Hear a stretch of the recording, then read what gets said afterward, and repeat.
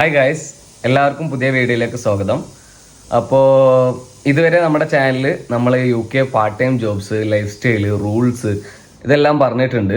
പക്ഷേ ഒരു പ്രശ്നം എല്ലാ മലയാളി സ്റ്റുഡൻസും ന്യൂ കമേഴ്സിനും ഇവിടെ വരുന്നവർക്ക് ഫേസ് ചെയ്യുന്ന പ്രശ്നമാണ് അക്കോമഡേഷൻ. അപ്പോൾ അതിനെക്കുറിച്ചാണ് ഈ വീഡിയോയിൽ നമ്മൾ ഡീറ്റെയിൽ ആയിട്ട് നോക്കാം. UK വീട് എങ്ങനെ കിട്ടാം, എന്ത് ടൈപ്സ് ഓപ്ഷൻസ് ഉണ്ട്, എന്താ കോസ്റ്റ്, സ്കാംസ് എങ്ങനെ അവോയ്ഡ് ചെയ്യാം എന്നൊക്കെ ഈ വീഡിയോയിൽ നമുക്ക് ഡീറ്റെയിൽ ആയിട്ട് സംസാരിക്കാം. ഇനി ടൈപ്സ് ഓഫ് അക്കോമഡേഷൻ ആദ്യം ഞാൻ പരിചയപ്പെടുത്തിത്തരാം. UK വീട് കിട്ടാൻ പല ഓപ്ഷൻസ് ഉണ്ട്. First of all university halls ആണ്. അതായത് യൂണിവേഴ്സിറ്റി തന്നെ കൊടുക്കുന്ന അക്കോമഡേഷനും കാര്യങ്ങളുണ്ടാവും. അത് സേഫ് ആണ്, ബിൽസ് ഇൻക്ലൂഡഡ് ഒക്കെ ആയിരിക്കും, പക്ഷേ കുറച്ച് കോസ്റ്റ്ലി ആയിരിക്കും. യൂണിവേഴ്സിറ്റിൻ്റെ അടുത്താണെന്നുണ്ടെങ്കിലും യൂണിവേഴ്സിറ്റിയിലുള്ള അക്കോമഡേഷൻ ആണെന്നുണ്ടെങ്കിലും ഭയങ്കര കോസ്റ്റ്ലി ആയിരിക്കും. പിന്നെ മറ്റൊരു റെന്റൽസ് എന്ന് പറയുന്നത് പ്രൈവറ്റ് റെന്റൽസ് ആണ്. നേരെ ലാൻഡ് ലോഡുമായി ബന്ധപ്പെട്ടിട്ട് ഡയറക്റ്റ്ലി റെന്റ് ചെയ്യുന്നതിനാണ് പ്രൈവറ്റ് റെന്റൽസ് വരുന്നത്. അപ്പോൾ അത് എന്താണ്, കുറച്ചും അതും സേഫ് തന്നെയാണ്. പിന്നെ മൂന്നാമതായിട്ട് വരുന്നത് എന്ന് വെച്ചാൽ മോസ്റ്റ് കോമൺ ആയിട്ടുള്ള ഒരു സംഭവമാണിത്, ഷെയർഡ് ഹൗസസ് എന്ന് പറയുന്നത്. ഷെയർഡ് ഹൗസസ് ആകുമ്പോൾ സ്റ്റുഡൻസ്, വർക്കിംഗ് പീപ്പിൾ, കുറേ ആളുകൾ എല്ലാവരും കൂടിയിട്ട് ഒരു വീടെടുത്ത് ഷെയർ ചെയ്ത് നിൽക്കുന്നതിന്. അപ്പോൾ അവിടെ ആകുമ്പോൾ നമുക്ക് നമ്മുടേതായിട്ടുള്ള സ്പേസും കാര്യങ്ങളും അതേപോലെ തന്നെ മറ്റുള്ളവരുടെ സ്പേസും കൊടുക്കാനുള്ള രീതിയിലായിരിക്കണം നമ്മുടെ പെരുമാറ്റങ്ങൾ ഉണ്ടായിരിക്കേണ്ടത്. പിന്നെ അടുത്തത് ടെമ്പററി സ്റ്റേ ആണ്. ടെമ്പററി ആയിട്ട് ആദ്യം UK നേരിട്ട് വരുന്നവർക്ക് കുറേ എന്താ പറയുക ഓപ്ഷൻസ് ഉണ്ട്. Airbnb എടുക്കാൻ പറ്റുന്നതാണ്. Airbnb കുറച്ച് എക്സ്പെൻസീവ് ആണെന്നുണ്ടെങ്കിലും നല്ല അടിപൊളി അക്കോമഡേഷൻസ് ആയിരിക്കും. പിന്നെ ഹോസ്റ്റൽസ് എടുക്കാൻ പറ്റും. അതേപോലെ തന്നെ മലയാളി ഫ്രണ്ട്സിന്റെ റൂം ഷെയർ ഒക്കെ ചെയ്യാം. അതായത് ഫസ്റ്റ് ഫ്യൂ വീക്സിൽ അങ്ങനെ ഒരു ഓപ്ഷൻ ഉണ്ട്. അത് തീരെ ബുദ്ധിമുട്ടാവാതിരിക്കാൻ വേണ്ടിയിട്ടാണ് ഇങ്ങനത്തെ ഒരു ഓപ്ഷൻസ് വെച്ചിട്ടുള്ളത്. അത് നമുക്ക് യൂസ് ചെയ്യാവുന്നതാണ്. അക്കോമഡേഷന്റെ കാര്യം പറയുമ്പോൾ തന്നെ എന്തായാലും ഞാനൊരു അക്കോമഡേഷൻ പ്ലാറ്റ്ഫോം പരിചയപ്പെടുത്തി തരാം. അത് ആംബർ സ്റ്റുഡന്റ് എന്നാണ് പറയുന്നത്. സ്റ്റുഡൻസിന് വേണ്ടിയിട്ട് മാത്രം, സ്റ്റുഡൻസിനെ മെയിൻലി കോൺസെൻട്രേറ്റ് ചെയ്യുന്ന ഒരു അക്കോമഡേഷൻ പ്ലാറ്റ്ഫോമാണ് ആംബർ സ്റ്റുഡന്റ്.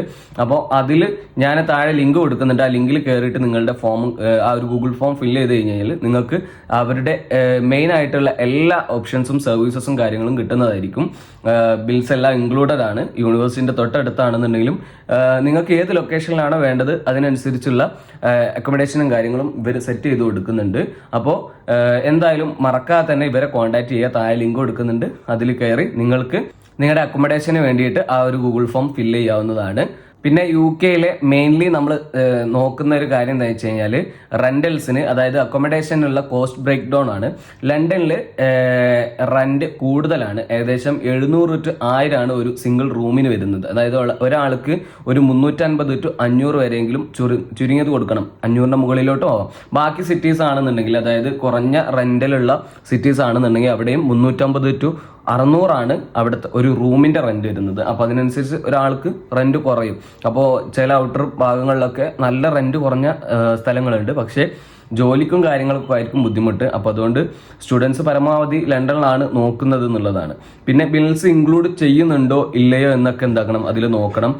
ബിൽസ് എന്ന് പറയുമ്പോൾ ഗ്യാസിന്റെ ബിൽസ് ഉണ്ടാവും, electricity bills, water bills, wifi bills, ഇതെല്ലാം കൂടുതലാണ്. അപ്പോൾ അതുകൊണ്ട് തന്നെ ഇതൊക്കെ ഇൻക്ലൂഡ് ആണെന്ന് മനസ്സിലാക്കുക. ആ വീഡിയോയിൽ താഴെ കുക്കർ അടിക്കുന്ന സൗണ്ട് ഉണ്ടല്ലോ, അതാണ് ഞാൻ പറഞ്ഞത്. ഷെയർഡ് റൂംസ് ആകുമ്പോൾ, ഷെയർഡ് ഹൗസസ് ആകുമ്പോൾ നമുക്ക് നമ്മുടേതായ സ്പേസും അവർക്ക് അവരുടേതായ സ്പേസും നമ്മൾ കൊടുത്തേ മതിയാവും. അപ്പോൾ അവിടെ താഴെ കുക്കർ അടിക്കുന്നുണ്ട് വെച്ചിട്ട് എനിക്ക് വീഡിയോ ചെയ്യാതിരിക്കാൻ പറ്റില്ല. ഞാൻ നിങ്ങൾക്ക് വേണ്ടിയിട്ട് വീഡിയോ ചെയ്യുന്നു. അപ്പോൾ കുക്കർ അടിക്കുകയാണെങ്കിൽ അടിക്കട്ടെ എന്നുള്ളതാണ് അതിൻ്റെ ഒരു മൂവ്. പിന്നെ അടുത്തൊരു കാര്യം പറയാന്ന് വെച്ചാൽ വെബ്സൈറ്റ്സ് ആൻഡ് ആപ്സ്. അതായത് ഏതൊക്കെ വെബ്സൈറ്റിൽ ഏതൊക്കെ ആപ്പുകളിൽ ഞാൻ പറഞ്ഞ ആംബർ സ്റ്റുഡന്റിന് പുറമെ നിങ്ങൾക്ക് നോക്കാൻ പറ്റുന്നുള്ളതാണ്. ഓൺലൈനിൽ വീട് സെർച്ച് ചെയ്യാൻ ബെസ്റ്റ് വെബ്സൈറ്റ്സ് എന്ന് പറയുന്നത് SpareRoom, Rightmove, Zoopla, Facebook Marketplace, ഇവിടൊക്കെ നിങ്ങൾക്ക് അന്വേഷിക്കാവുന്നതാണ്. ഇവിടെ ജോബ്സും അതേപോലെ തന്നെ റൂംസ് എല്ലാം നിങ്ങൾക്ക് നോക്കാവുന്നതാണ്. ബട്ട് സേഫ് ആണ് എന്നൊക്കെ നോക്കണം. അതായത് നമുക്ക് ഇങ്ങനെ എടുക്കുന്നിടത്ത് സേഫ്റ്റിയും ട്രസ്റ്റൊന്നും പറയാൻ പറ്റൂല. ആംബർ സ്റ്റുഡന്റ് ഞാൻ നിങ്ങൾക്ക് പരിചയപ്പെടുത്തിയെന്ന് വെച്ചാൽ അത് സേഫ് ആണ്, അതേപോലെ തന്നെ 100% ട്രസ്റ്റബിൾ ആണ്.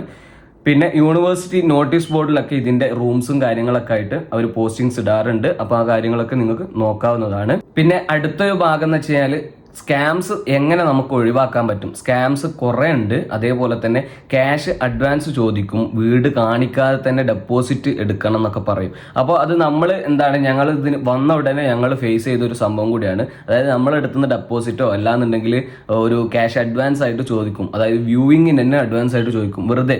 അതായത് അങ്ങനെ ഒരു സംഭവം ഇവിടെ ഇല്ല. അതായത് ഒരു 50 പൗണ്ട് വന്നു കഴിഞ്ഞാൽ 5 വീടുകൾ കാണിച്ചുതരാം, അതിലൊന്നും പറ്റില്ലെങ്കിൽ 50 പൗണ്ടും റീഫണ്ട് ചെയ്തുതരാന്നൊക്കെ പറയും. ഞങ്ങൾ ഇതേപോലെ ഒരു സ്കാമിൽ പെട്ടതായിരുന്നു. ഞാൻ ഇതിന്റെ ഒരു വീഡിയോ മുന്നേ ചെയ്തതാണ്. അത് അവോയ്ഡ് ചെയ്യുക, പരമാവധി അങ്ങനത്തെ കാര്യങ്ങളൊക്കെ അവോയ്ഡ് ചെയ്യുക. ഓൾവേസ് കോൺട്രാക്ട് ചെക്ക് ചെയ്യുക. അതായത് ഇതിന്റെ കോൺട്രാക്ട് എങ്ങനെയൊക്കെയാണ്, ഏത് മാസം വരെയാണ്, എത്ര മാസത്തിന്റെയാണ് എന്നുള്ളതൊക്കെ ചെക്ക് ചെയ്യുക. വ്യൂയിങ് കഴിഞ്ഞിട്ട് മാത്രം പേയ്മെന്റ് ചെയ്യുക എന്നുള്ളതാണ് ഏറ്റവും നല്ലൊരു കാര്യം. അല്ലാന്നുണ്ടെങ്കിൽ സ്കാമിൽ പെട്ടുപോകാനുള്ള ചാൻസ് കൂടുതലാണ്. ഇനി ഇതൊക്കെ തന്നെ ഏജൻസി വഴിയാണെന്നുണ്ടെങ്കിൽ, അതായത് ഏതെങ്കിലും ഏജന്റ് വഴിയാണ് നിങ്ങൾക്ക് ഈ റൂം കിട്ടുന്നെങ്കിൽ ഒന്നും കൂടി സേഫ് ആയിരിക്കും. കാരണം ആ ഏജന്റ് അത്രയും റെസ്പോൺസിബിൾ ആണ് നമുക്ക് ഈ വീട് തന്നതിൽ എന്നുള്ളതാണ് അടുത്തൊരു കാര്യം. പിന്നെ അടുത്തൊരു നിങ്ങൾക്ക് വീടും കാര്യങ്ങളൊക്കെ അക്കോമഡേഷനൊക്കെ നോക്കാൻ വേണ്ടിയിട്ട് പറ്റുമെന്ന് വെച്ചാൽ മലയാളി നെറ്റ്വർക്ക്സ് ആണ്. UK ഒരുപാട് മലയാളി ഗ്രൂപ്പുകളും അങ്ങനത്തെ ഒക്കെ ഉണ്ട്. അതൊക്കെ വളരെ ഹെൽപ്ഫുൾ ആണ്. നിങ്ങൾക്ക് അതൊക്കെ നല്ല രീതിയിൽ തന്നെ യൂസ് ചെയ്യാം. വാട്സപ്പ്, മലയാളി സമാജം, അതേപോലെ തന്നെ ചർച്ച് യൂത്ത് ഗ്രൂപ്പ്സ്, അതായത് ഈ ക്രിസ്ത്യൻസിനാണെങ്കിൽ ചർച്ച് യൂത്ത് ഗ്രൂപ്പ്സ്, മുസ്ലിംസിനാണെന്നുണ്ടെങ്കിൽ അതിൻ്റെ KMCC, അങ്ങനത്തെ കുറേ ഇതുകളുണ്ട്. അതായത് ഓരോ മതപരമായിട്ടുള്ള കുറേ ഗ്രൂപ്പ്സും ഉണ്ട് ഇവിടെ. അതേപോലെ തന്നെ മലയാളി എന്നുള്ള ഒരു ടോട്ടൽ ഒരു ഗ്രൂപ്പുകളും കാര്യങ്ങളൊക്കെ ഉണ്ട്. ആ ഒരു കണക്ഷനിലൂടെ നിങ്ങൾക്ക് ഫേസ്ബുക്കിലോ അങ്ങനെ എന്തെങ്കിലുമൊക്കെ സെറ്റ് ആക്കാം. അതാണെന്നുണ്ടെങ്കിലും നമ്മൾ സേഫ് ആണോ ട്രസ്റ്റബിൾ ആണോ എന്നുള്ളത് ഉറപ്പുവരുത്തിയിട്ട് മാത്രം ചെയ്യുക.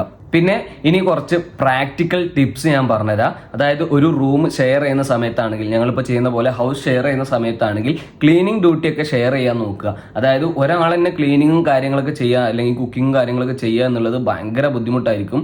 ക്ലീനിങ്ങിന്റെ കാര്യത്തിൽ പ്രത്യേകിച്ചും അത് ഷെയർ ചെയ്യുക. അല്ലാന്നുണ്ടെങ്കിൽ ഒരിക്കലും നമ്മുടെ ഈ ഹൗസിൽ എന്തുണ്ടാവില്ല, വൃത്തിയും കാര്യങ്ങളും ഉണ്ടാവില്ല. അപ്പോൾ ക്ലീനിങ് ഷെയർ ചെയ്യുക. അതേപോലെ തന്നെ ബിൽസ് ഓൺ ടൈം പേ ചെയ്യാൻ നോക്കുക.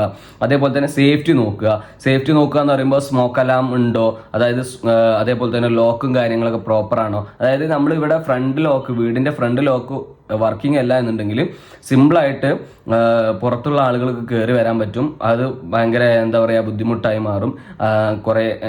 കുറെ ഇൻസിഡൻസ് ഞങ്ങൾ നിന്ന ഈ വീട്ടിൽ മുമ്പ് നിന്നവർക്ക് ഉണ്ടായിട്ടുണ്ട്. പാസ്പോർട്ടും കാര്യങ്ങളൊക്കെ അവരത് പോയതുണ്ട്. അപ്പോൾ അങ്ങനത്തെ കാര്യങ്ങളൊക്കെ എന്തായാലും ചെക്ക് ചെയ്യുക. ലോക്കെല്ലാം പ്രോപ്പർ ആണോ എന്ന് നോക്കണം. പിന്നെ ഹൗസ് ഷെയർ ചെയ്യുന്ന സമയത്ത് കൗൺസിൽ ടാക്സ് എക്സംഷൻ ചെയ്യാൻ നോക്കുക. സ്റ്റുഡൻസിന് കൗൺസിൽ ടാക്സ് അടക്കേണ്ടതില്ല. അപ്പോൾ അതുകൊണ്ട് തന്നെ അത് എക്സംഷൻ ആക്കാൻ നോക്കുക. എക്സംഷൻ അപ്ലൈ ചെയ്ത് കഴിഞ്ഞാൽ നിങ്ങൾക്ക് കൗൺസിൽ ടാക്സ് അടക്കേണ്ട ആവശ്യമില്ല. അതുകൊണ്ട് മണി സേവ് ചെയ്യാനും പറ്റും. ഞങ്ങളിപ്പോൾ അങ്ങനെയാണ് ചെയ്യുന്നത്. കൗൺസിൽ ടാക്സ് ഞങ്ങൾക്ക് എക്സംഷൻ അപ്ലൈ ചെയ്തതാണ്. അപ്പോൾ ഇത്രയൊക്കെയുള്ള വീഡിയോ. ഈ വീഡിയോയിൽ ഈ ഒരു അക്കോമഡേഷനുമായി ബന്ധപ്പെട്ട കാര്യങ്ങൾ സംസാരിക്കാൻ വേണ്ടി വന്നതാണ്. അപ്പോൾ ഇനി എന്തെങ്കിലുമൊക്കെ ഡൗട്ട്സും കാര്യങ്ങളും ഉണ്ടെന്നുണ്ടെങ്കിൽ നിങ്ങൾക്ക് കമന്റ്സിൽ ചോദിക്കാവുന്നതാണ്. അതേപോലെ തന്നെ ഞാൻ എൻ്റെ Instagram ID ഇവിടെ കൊടുക്കുന്നുണ്ട്. അപ്പോൾ ഇൻസ്റ്റാഗ്രാമിലും ഡയറക്റ്റ് ആയിട്ട് വന്ന് DM ചോദിക്കാവുന്നതാണ്. ഞാൻ എങ്ങനെയായാലും ആർക്കായാലും റിപ്ലൈ കൊടുക്കാറുണ്ട്. കുറച്ച് സമയം വൈകാറുണ്ടെങ്കിലും എങ്ങനെയായാലും റിപ്ലൈ കൊടുക്കാറുണ്ട്. അപ്പോൾ എല്ലാവരും എന്തെങ്കിലും ഡൗട്ട്സും കാര്യങ്ങളും ഉണ്ടെന്നുണ്ടെങ്കിൽ Instagramലും ചോദിക്കാം, കമന്റ്സിലും ചോദിക്കാവുന്നതാണ്.